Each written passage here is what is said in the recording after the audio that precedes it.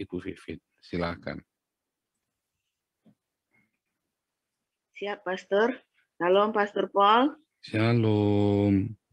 Bapak, Ibu, Saudara terkasih, marilah kita sama-sama membaca firman Tuhan dari kitab Ulangan 9 ayat 1 sampai seterusnya. Demikian firman Tuhan. Orang Israel diperingatkan supaya jangan membanggakan jasanya. Dengarlah, hai orang Israel, engkau akan menyeberang sungai Yordan pada hari ini untuk memasuki serta menduduki daerah bangsa-bangsa yang lebih besar dan lebih kuat daripadamu, yakni kota-kota besar yang kubu-kubunya sampai ke langit. Suatu bangsa yang besar dan tinggi, orang Enak yang kau kenal dan yang tentangnya kau dengar orang berkata, siapakah yang dapat bertahan menghadapi orang Enak? Maka ketahuilah pada hari ini bahwa Tuhan Allahmu, Dialah yang berjalan di depanmu, laksana api yang menghanguskan. Dia akan memunahkan mereka, dan dia akan menundukkan mereka di hadapanmu. Demikianlah engkau akan menghalau dan membinasakan mereka dengan segera yang dijanjikan kepadamu oleh Tuhan. Janganlah engkau berkata dalam hatimu, apabila Tuhan Allahmu telah mengusir mereka dari hadapanmu, karena jasa-jasakulah Tuhan membawa aku masuk menduduki negeri ini. Padahal karena kefasikan bangsa-bangsa itulah Tuhan menghalau mereka dari hadapanmu. Bukan karena jasa-jasamu atau karena kekuatan hatimu, engkau masuk menduduki negeri mereka. Tetapi karena kefasikan bangsa-bangsa itulah Tuhan Allahmu menghalau mereka dari hadapanmu. Dan supaya Tuhan menepati janji yang diikrarkannya dengan sumpah kepada nenek moyangmu, yakni Abraham, Ishak, dan Yakub. Jadi ketahuilah bahwa bukan karena jasa-jasamu Tuhan Allahmu memberikan kepadamu negeri yang baik itu untuk diduduki.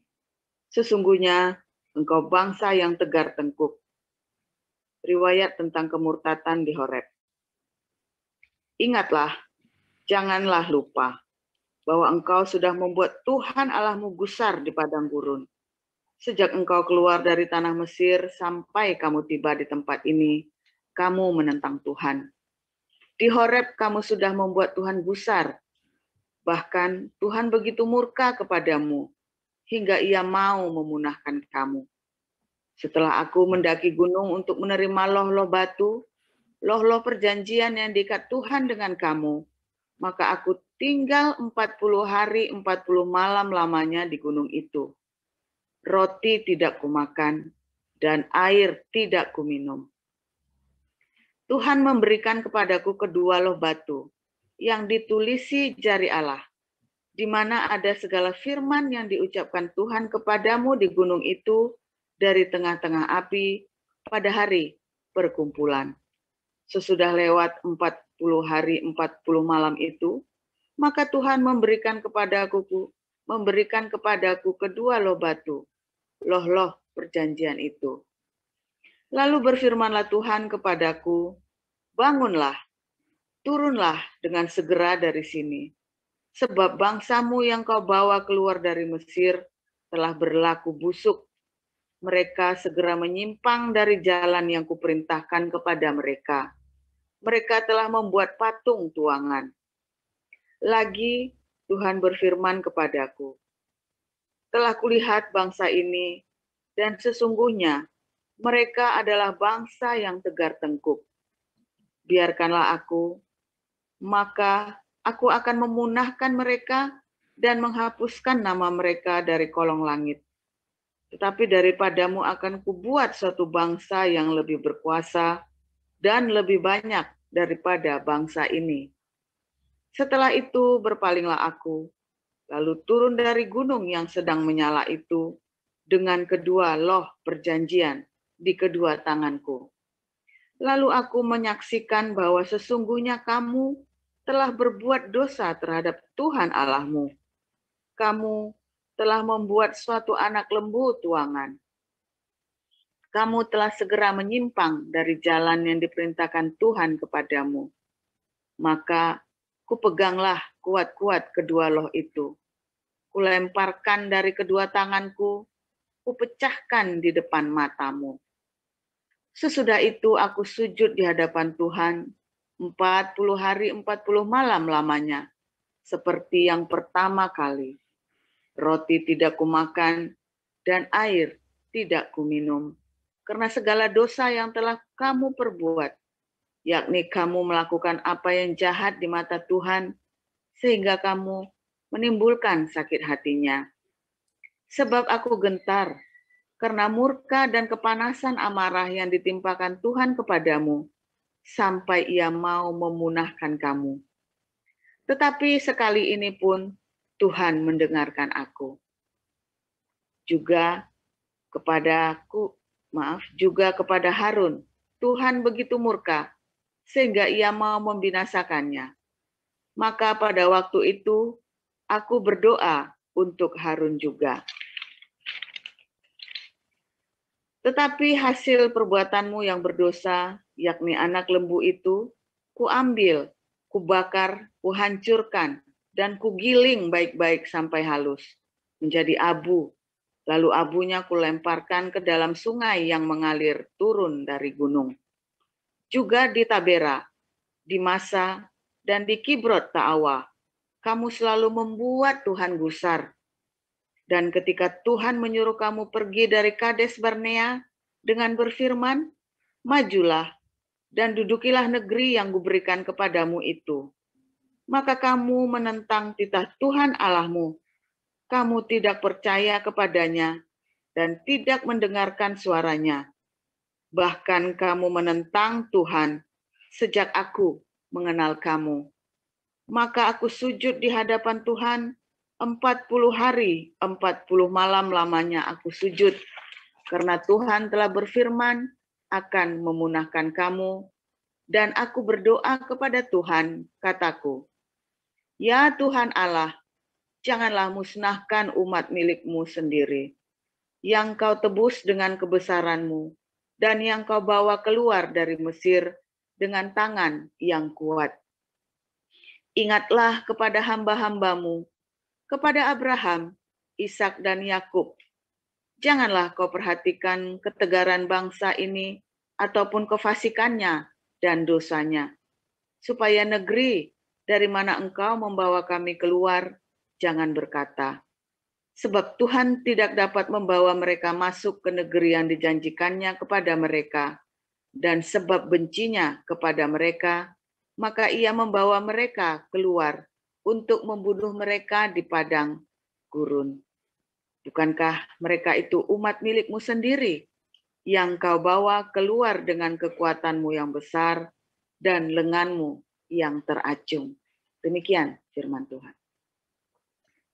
Ibu Vivin, silakan. Shalom, Pastor Paul. Selanjutnya. Shalom.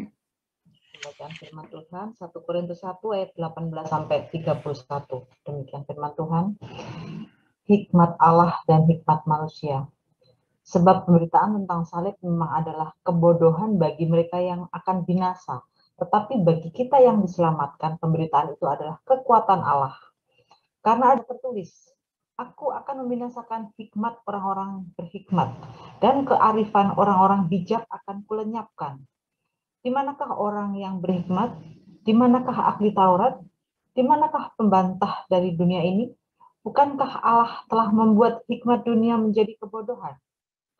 Oleh karena dunia dalam hikmat Allah tidak mengenal Allah oleh hikmatnya, maka Allah berkenan menyelamatkan mereka yang percaya oleh kebodohan pemberitaan Injil. Orang-orang Yahudi menghendaki tanda dan orang-orang Yunani mencari hikmat. Tetapi kami memberitakan Kristus yang disalibkan, untuk orang-orang Yahudi suatu batu sandungan, dan untuk orang-orang bukan Yahudi suatu kebodohan. Tetapi untuk mereka yang dipanggil, baik orang Yahudi maupun orang bukan Yahudi, Kristus adalah kekuatan Allah dan hikmat Allah. Sebab yang bodoh dari Allah lebih besar hikmatnya daripada manusia yang lemah. Manusia dan yang lemah dari Allah lebih kuat daripada manusia. Ingat saja, saudara-saudara, bagaimana keadaan kamu ketika kamu dipanggil. Menurut ukuran manusia tidak banyak orang yang bijak, tidak banyak orang yang berpengaruh, tidak banyak orang yang terpandang. Tetapi apa yang bodoh bagi dunia dipilih Allah untuk memalukan orang-orang yang berhikmat. Dan apa yang lemah bagi dunia dipilih Allah untuk memalukan apa yang kuat. Dan apa yang tidak terpandang dan yang hina bagi dunia dipilih Allah. Bahkan apa yang tidak berarti dipilih Allah untuk meniadakan apa yang berarti. Supaya jangan ada seorang manusia pun yang memegahkan diri di hadapan Allah. Tetapi oleh Dia kamu berada di dalam Kristus Yesus yang oleh Allah telah menjadi hikmat bagi kita. Ia membenarkan dan menguduskan dan menebus kita. Karena itu seperti ada tertulis, barang siapa yang bermegah, hendaklah ia bermegah di dalam Tuhan. Demikian bacaan firman Tuhan. Amin. Haleluya. Firman Tuhan selalu baru setiap pagi bagi setiap orang yang hidup di dalam kasih-Nya, yang hidup berdiakonia, bermarturia, dan yang selalu menjaga hidupnya dalam kekudusan dan mengasihi, mengampuni, memberkati. Ya, itu selalu diingat-ingat ya. Tiap pagi itu saya selalu ingatkan kepada Anda supaya hidup Anda itu selalu bergairah di dalam Tuhan Yesus. Ya, supaya hidup Anda itu selalu segar tiap hari. Nggak ada kata lemes ya. Ya, hamba-hamba Tuhan yang ada di ini di lingkungan kami itu suka heran sama saya, kenapa kamu tuh selalu bersuka cita, padahal tekananmu begitu hebat. Saya bilang, kenapa harus bersuka, harus sedih? Ya, kamu nggak khawatir? Ya khawatir selalu ada sekilas, tetapi terbersit ya mungkin ada, mungkin ya. Tetapi karena ada selalu yang baru setiap pagi, ya. Bayangkan kalau Anda selalu tiap hari ada selalu yang baru setiap pagi yang menyenangkan hatimu ya. Tiap pagi Bu Wifi disapa sama suaminya. Halo cintaku, manisku, kembang gulaku. Senang, tapi begitu belakangnya sambil terasiku, ya repot. Tapi kalau bukan cintaku, manisku, kembang gulaku, senang. Ya, selalu di pagi, selalu ada yang baru setiap pagi. Ya, tapi kalau gombal loh, ya jangan dong. Orang lagi berusaha, dia mau merayu itu, menggombal itu, mengerahkan segenap kekuatannya. Jangan jangan dipatahkan. Bunda itu sudah biasa sama siapa saja gombal kok Pak. Lah, ya, repot itu. Sama siapa saja gombal. Tapi kemarin saya ketemu sama orang kaya di Belanda ya. Nah, dia sedang jatuh cinta lagi ya, karena beliau istrinya baru meninggal, sudah meninggal bukan sudah lama meninggalnya ya. Terus ada dijodohin sama orang lain ya kan. Ya dia berusaha mengerahkan kemampuannya untuk merayu. Dia cerita ya, kita sampai ngekek dengar dia cerita ya. Wah, bisa gombal juga. Gombal saya selalu baru. Ya maklum orang kaya, gombalnya ya baru. Saudara nangkep nggak gombalnya baru? Kain gombal itu kan sudah usang itu kan. Tapi gombalnya dia namanya orang kaya. Nggak ada kain usang di rumahnya dia. Begitu rusak, beli lagi sana. Di sebelah, beli baru. Gombalnya pun baru, luar biasa. Indah sekali ya kalau gombal suami Anda selalu baru. Aduh. Luar biasa. Saya mau bilang begitu sama istri saya, gombalnya selalu baru. Bohong. Itu gombal rusak semua di bawah. Repot saya ngomong gombal selalu baru. Tahuan bohongnya kan, repot pokoknya, susah bohong. Kalau orang kaya mah beda ya. Oke saudara, hari ini kita mau belajar bermegah di dalam Tuhan ya, bermegah di dalam Tuhan. Saudara, kalau Anda hidupnya selalu ya melekat erat sama Tuhan, nempel sama Tuhan, hidup itu selalu berkemenangan. Percaya saya, dalam lembah kekelaman pun itu indah. Coba bayangin ya, saya pernah cerita sama saudara kan, ada seorang wanita Indonesia, saya diceritain. Ini yang cerita mungkin lagi dengerin YouTube-nya ini. Ada dia cerita usia 86 tahun minta eutanasia, bunuh diri. Ya. Loh, kenapa Pak? Iya, bosen Paul katanya. Oh, bosen, saya ngekek, bosen bosen hidup dia bilang. Sebentar.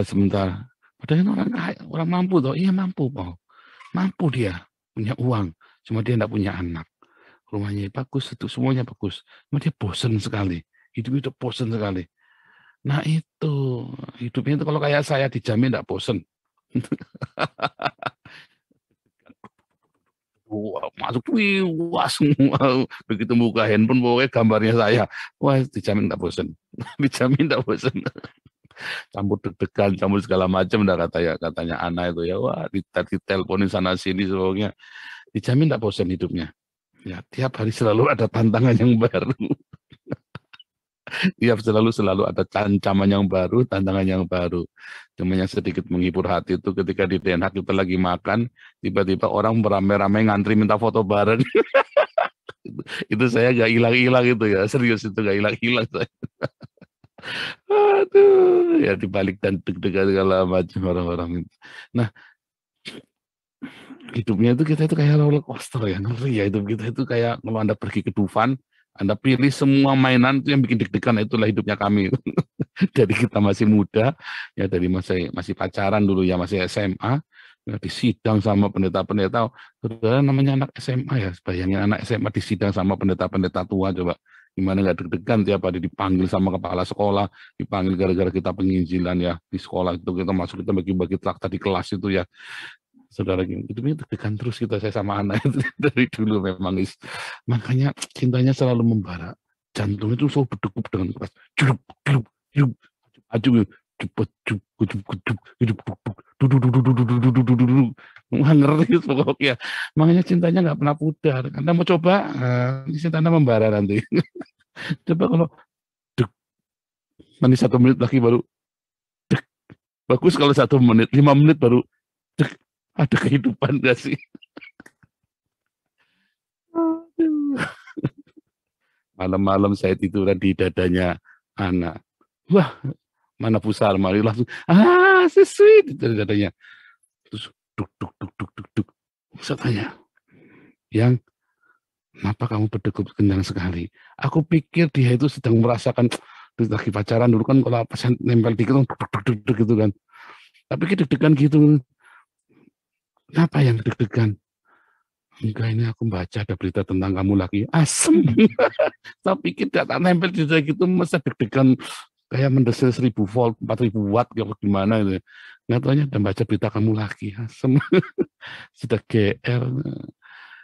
Ya, tapi enak begitu ya. Dengan begitu kita jadi melekat erat terus sama Tuhan. Tiap pagi kita doain anak-anak supaya dilindungi dari segala yang jahat. Tiap malam kita doa lagi, kita lindungin lagi. Melekat, nempel sama Tuhan, coba bayangin.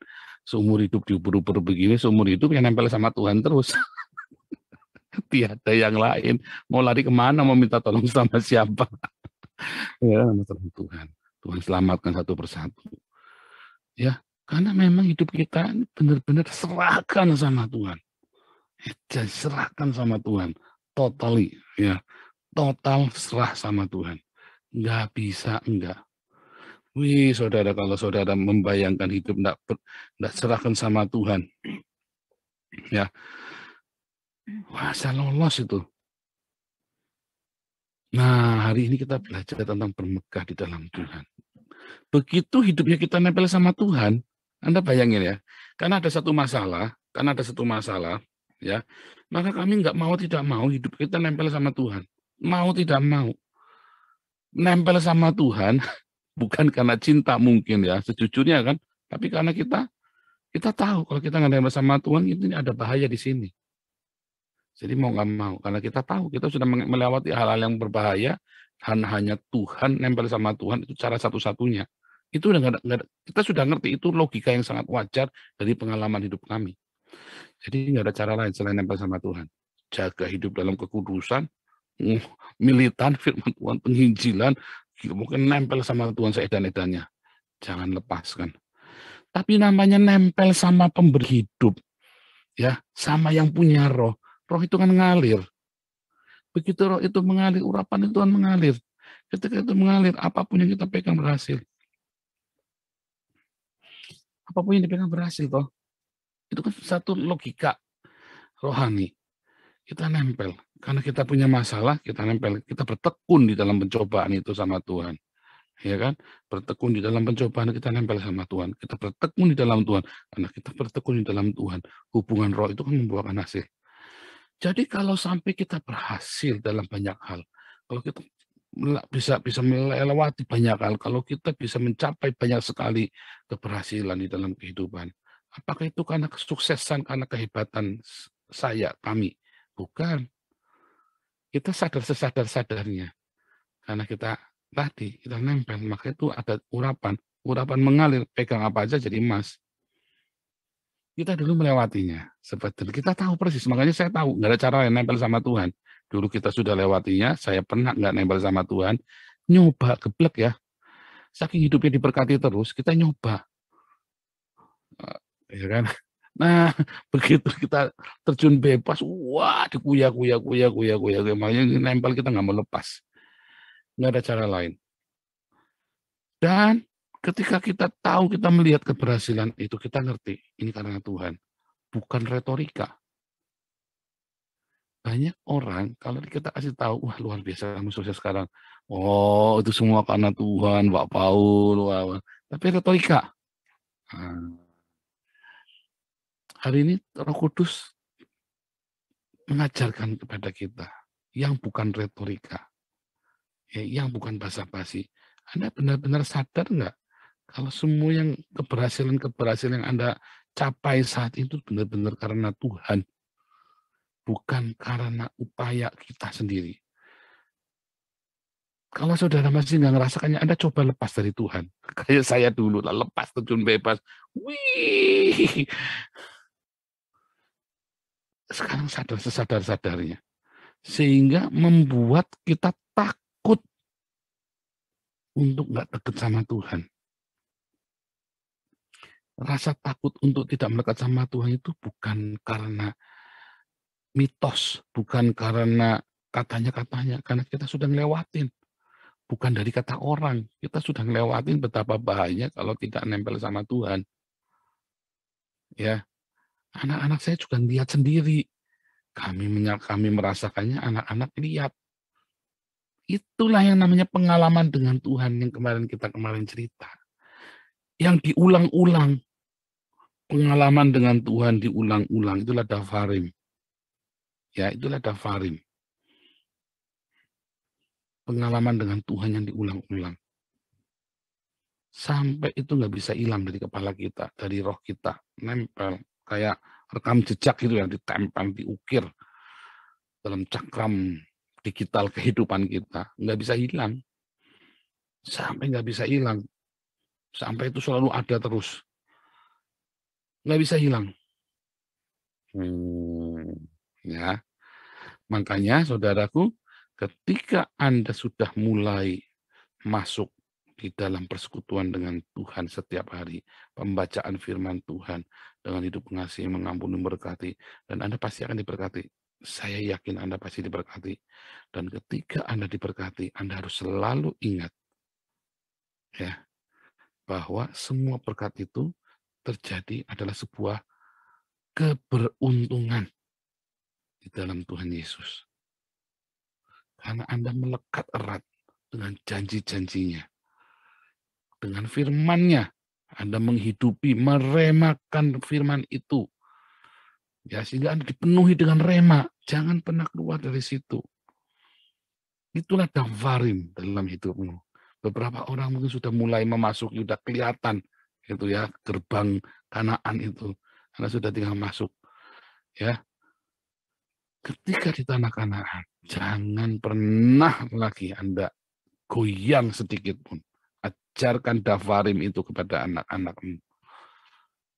Ajarkan dengan seksama. Hati-hati.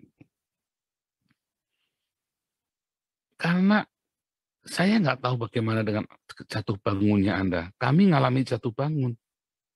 Dan kita tahu, begitu kita lagi di bawah. Nah, nih. Kalau Anda tidak pernah merasakan lapar, Anda nggak tahu yang namanya kenyang. Kalau Anda tidak pernah merasakan penderitaan, Anda tidak akan pernah merasakan apa yang namanya kelegaan. Ya.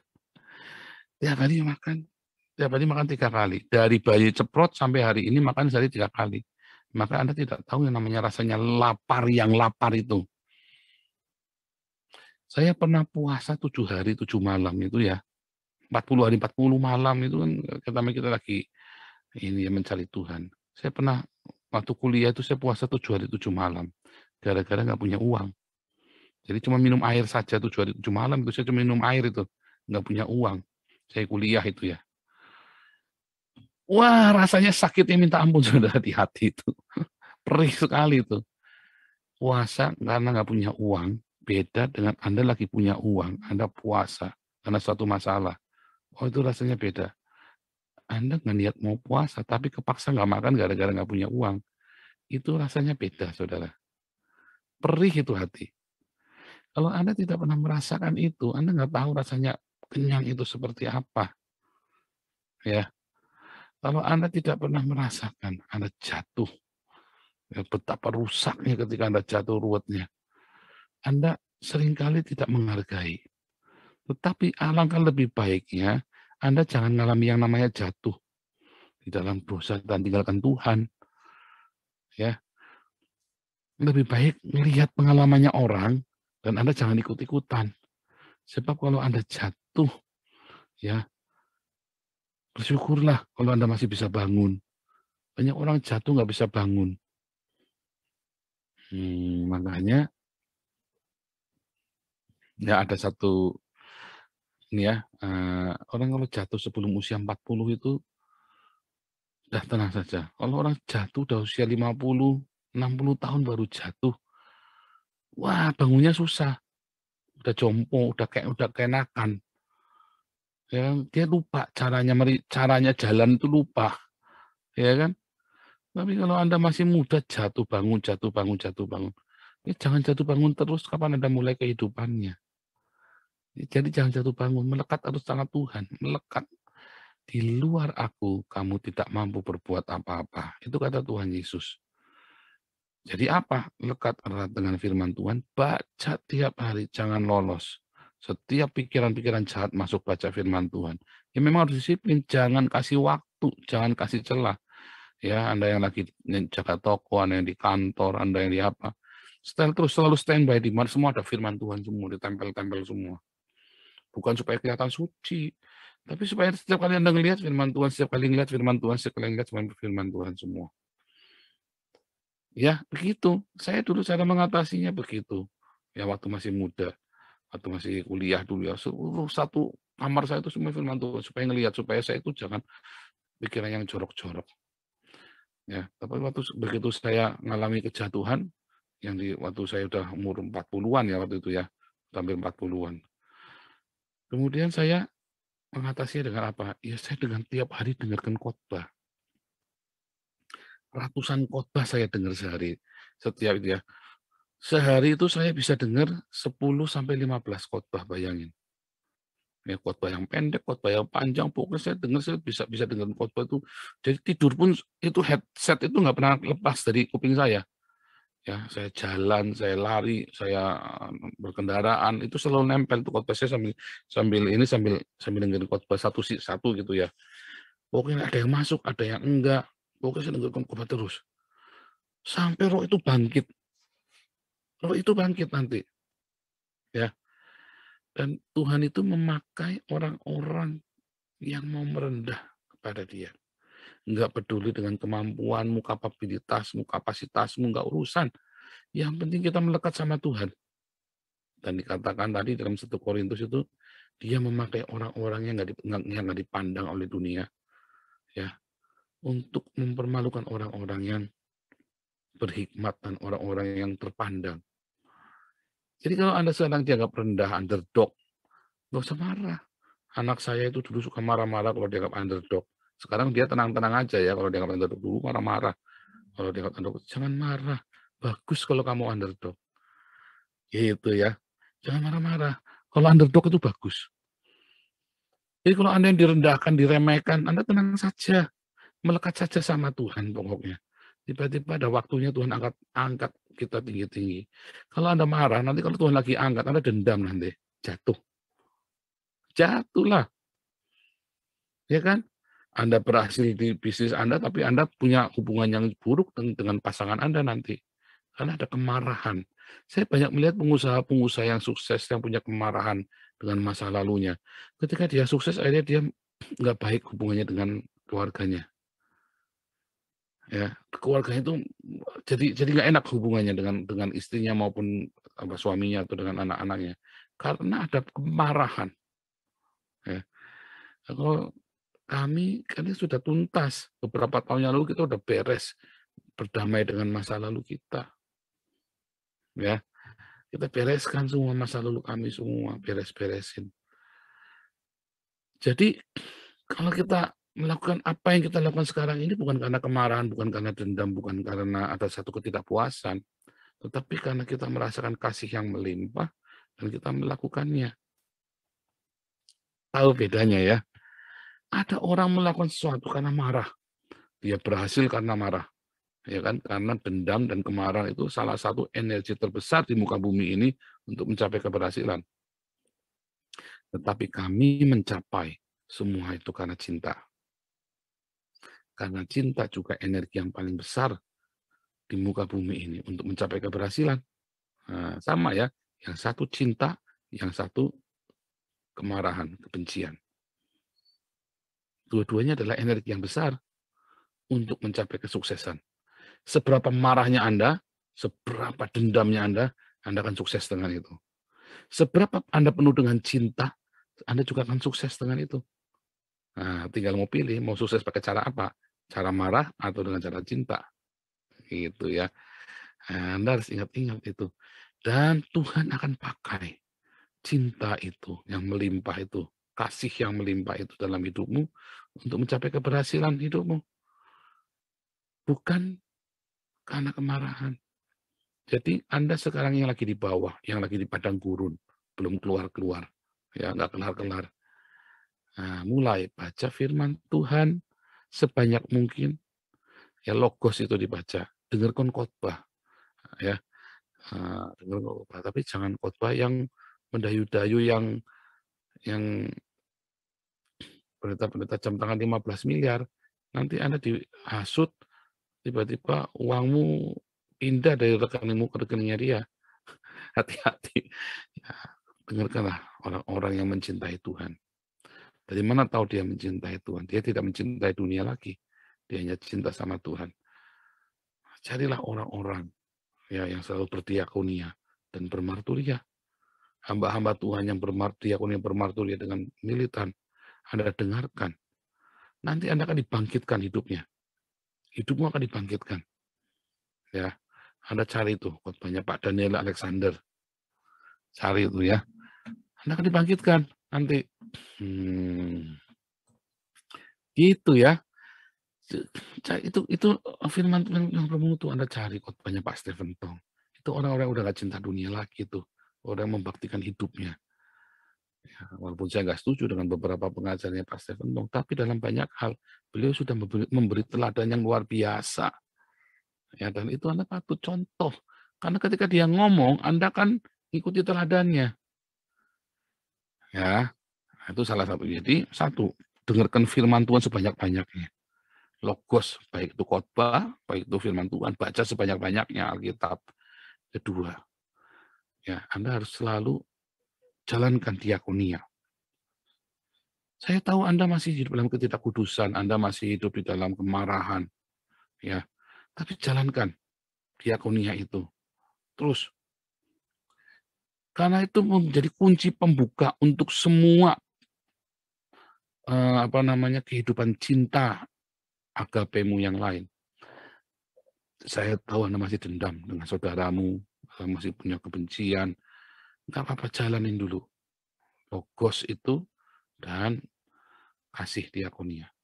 Sampai satu titik nanti akan dibukakan sama Tuhan untuk bisa mengasihi, mengampuni, untuk Anda bisa melupakan, berdamai dengan masa lalu. Karena padang gurun itu sudah hampir Anda lewati semua. Selesai Anda masuk ke Kanaan, Anda ingat-ingat, Anda tengok ke belakang. Anda akan cuma gede-gede kepala, ya ampun, kelamaan di padang gurun. Iya kan? Saya bersyukur sama Tuhan ya, kita nggak pakai lama dulu di padang gurun, 4 tahun cukup lah. Kita bersyukur sama Tuhan, Tuhan, kok ya dikasih nurut ya hati kita tiba-tiba ya. Ayo saudara, saat Anda sudah masuk ke Kanaan, ingat itu semua bukan hasil jerih payahmu. Itu karena kasih karunia semata. Dan pertahankan itu, sikap hati itu. Ya, kiranya rahmat dari Tuhan Yesus Kristus, firman Tuhan yang sederhana ini, membuat Anda firm, ya, teguh, untuk setia membaca firman Tuhan, berdiakonia, dan Anda selalu hidup di dalam kasih-Nya. Nanti tiba-tiba Kanaan itu tiba-tiba Anda, oh, kok sudah di Kanaan? Ya, loh, kok sudah di Kanaan? Dan Anda jangan bermegah, Anda ingat-ingat, dicatat Davarim, diulang-ulang, diingat-ingat pengalaman-pengalaman ini, ajarkan kepada anak-anakmu. Supaya anak-anakmu jangan mengalami hal yang sama, tetapi progres. Kalau ada 100 pintu ya dalam kehidupan, Anda sudah buka 10, yang 7 salah, yang 3 benar. Anda kasih tahu yang 10 ini, jadi anak Anda punya 90 lagi. Dia buka lagi 10, ya. Yang 1 berhasil, yang 9 gagal, tapi dia sudah punya 3 keberhasilan dari Anda. Kepada cucunya, ya anaknya lagi, punya lagi 10, 10, 10. Lama-lama pintu itu dibuka semua. Itulah sebabnya orang-orang di Eropa itu banyak yang sukses. Suksesnya itu sampai turun-temurun, sampai 7 turunan. Kenapa? Karena mereka selalu mengajarkan kepada anak-anaknya, selalu evaluasi. Nah, sebenarnya kalau di Indonesia, yang pertama sukses, kedua ini ngabisin, yang ketiga sisa-sisanya dituntasin. Selalu begitu ya kalau di Indonesia. Generasi pertama yang bikin sukses, generasi kedua ngabisin, generasi ketiga menuntaskan, menyelesaikannya dengan sempurna, habis nggak bersisa. Itu ya, jangan. Kalau di Eropa ini orang-orang saya lihat sampai turun-temurun ya, generasi namanya orang kaya itu, saya bilang luar biasa sekali, diberkati. Bagaimana caranya? Ternyata mereka persiapkan itu semua. Davarim diajarkan, diulang-ulang. Tuhan Yesus memberkati. Kita berdoa bagi buku Pancasila kita. Haleluya. Ya, tolong di. Ya, kita akan berdoa untuk buku Pancasila kita.